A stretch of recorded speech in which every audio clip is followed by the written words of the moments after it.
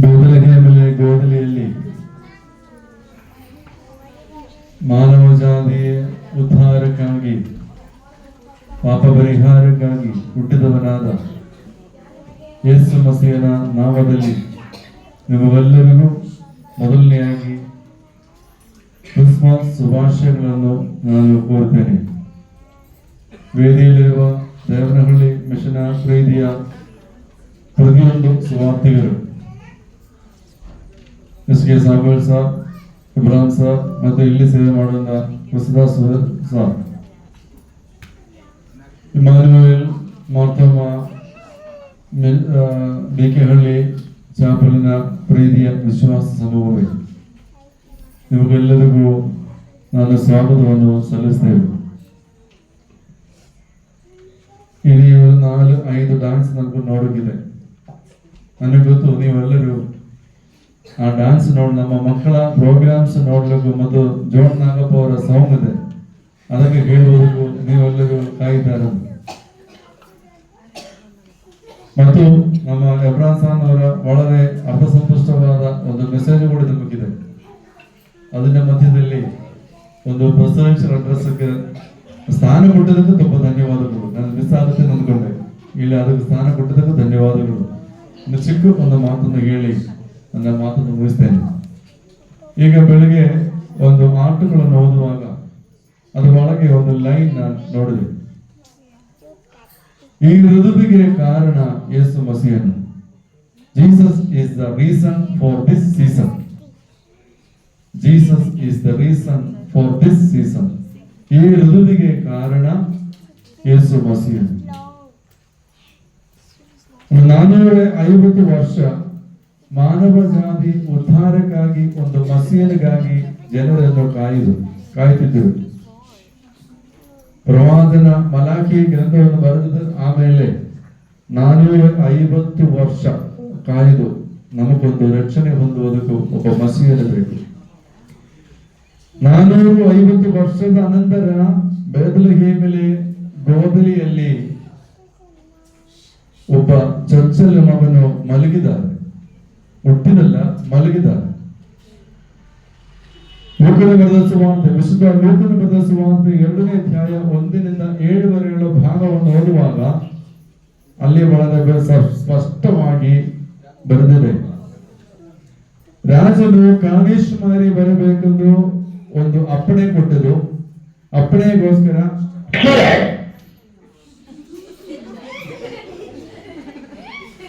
ಅರ್ಪಣೆಯನ್ನು ಮಾಡಬೇಕೆನ್ನೋ ಕಾರಣದಿಂದ ಜೋಸೆಫ್ ಅವರು, ಯೇಸು ಮಸೀಹನ ತಂದೆಯಾದ ಜೋಸೆಫ್ ಅವರು ಬೇತಲೆಹೇಮಿಗೆ ಪ್ರಯಾಣ ಮಾಡಿದರು.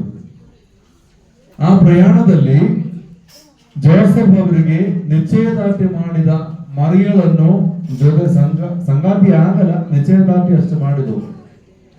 ಅವಳು ಅಲ್ಲಿ ಹೋಗಿ ಕಾಮೇಶ್ವರಿ ಮಾಡಬೇಕೆಂದು ಅಪ್ಪಣೆಗೋಸ್ಕರ ಅವಳನ್ನು ತನ್ನ ಜೊತೆ ಪ್ರಯಾಣ ಮಾಡಲಿಕ್ಕೂ ಸೇರಿಸಿದರು. ನಾವು ಅಲ್ಲಿ ಬರೆದಿದೆ, ಬೇತಲೆಹೇಮ್ ಅನ್ನೋ ಊರಲ್ಲಿ ಮುಟ್ಟುವಾಗ ಅವಳಿಗೆ ದಿನ ತುಂಬಿ ಒಬ್ಬ ಮಗನನ್ನು ಹೆರಿಗೆ ಮಾಡಿ ವಳಿಯಂಬಲದಲ್ಲಿ ಸತ್ರದಲ್ಲಿ ಜಗವಿಲ್ಲದಗೋಸ್ಕರ ಗೋದಲಿಯಲ್ಲಿ ಮಲಗಿಸಿದ್ದಾನೆ ಎಂಬುದಾಗಿ. ಆ ಒಂದು ರಕ್ಷಕನ ಹುಟ್ಟಿದ ಹಬ್ಬ ಆಚರಿಸುವಂತ ಈ ಒಂದು വലിയ ನಮ್ಮ ಕೊಂಡಾಟ ಈಗ ಒಂದು ಸೀಸನ್ ಆಗಿ ಮಾರುದು. ಪ್ರತಿಯೊಂದು ವರ್ಷವೂ ಅದು ನಾವು ಆಚರಣೆ ಮಾಡಬೇಕಂತ ಒಂದು ಸೀಸನ್ ಆಗಿ ಮಾಡಿದ್ವಿ. ನನಗೊಂದೇ ಮಾತು, ಅದು ಮುಗಿಸಲಿಕ್ಕೆ ನಾನು ಪ್ರಯತ್ನ ಮಾಡುತ್ತೇನೆ. ನಮ್ಮ ಪ್ರತಿಯೊಂದು ವರ್ಷ ಕ್ರಿಸ್ಮಸ್ ಒಂದು ಸೀಸನ್ ಆಗಿ ಆಗದೆ ನಮ್ಮ ಇದಯದಲ್ಲಿ ಯೇಸು ಮಸೀಹನು ಹುಟ್ಟುವುದಕ್ಕೂ ಕಾರಣವಾಗದು. ಯೇಸು ಮಸೀಹನು ಹುಟ್ಟುವುದಕ್ಕೂ ಒಳ್ಳೆಯ ಸತ್ರದಲ್ಲಿ ಜಗ ಇಲ್ಲ. ನಾನು ಮೊನ್ನೆ ಹೇಳಿದ ಪ್ರಕಾರ ಪ್ರಕಟಣಾ ಗ್ರಂಥ 3ನೇ ಅಧ್ಯಾಯ 20ನೇ ವಾಕ್ಯದಲ್ಲಿ ಈ ಪ್ರಕಾರ ಬರೆದಿದೆ, ನಾನು ಪ್ರತಿಯೊಂದು ಇದಯದಲ್ಲಿ ತಟ್ಟುತ್ತಾ ಇದೆ. ಯಾರೊಬ್ಬರು ಬಾಗಿಲನ್ನು ತೆರೆದಿದ್ರೆ ನಾನು ಅವನೊಟ್ಟಿಗೆ ಅವನು ನನ್ನ ಸಂಗಡ ಊಟ ಮಾಡುತ್ತೇನೆ. ನಮ್ಮ ಸಂಗಡ ನಮ್ಮೊಟ್ಟಿಗೆ ಊಟ ಮಾಡಲಿಕ್ಕೂ ನಮ್ಮ ಹೃದಯವಾದದಲ್ಲಿ ತಟ್ಟುವಂತ ಒಬ್ಬ ದೇವನು, ಅವನು ಹುಟ್ಟುವುದಕ್ಕಾಗಿ ನಮ್ಮ ಹೃದಯವಾದಲನ್ನು ತಟ್ಟುವಂತ ಒಬ್ಬ ದೇವರು ಯೇಸು ಮಸೀಹನು. ಇವತ್ತು ಓದಿದ ಭಾಗ, ಆರಾಧನೆಯಲ್ಲಿ ಸಮಾಪ್ತಿಯಾಗಿ ಓದಿದ ಭಾಗ, ನೀವು ಕಳವಳಗೊಳ್ಳದೆ ಇರಲಿ, ನನ್ನನ್ನು ನಂಬಿರಿ, ದೇವರನ್ನು ನಂಬಿರಿ. ನಾನು ನಿಮಗೋಸ್ಕರ ಹೋಗ್ತಾ ಇದೆ, ಯಾಕಂದ್ರೆ ನಿಮಗೆ ನನ್ನ ತಂದೆಯ ಸ್ಥಳದಲ್ಲಿ ಹಲವಾರು ಬಹಳ ಬಿಡಾರಗಳು ಇವೆ.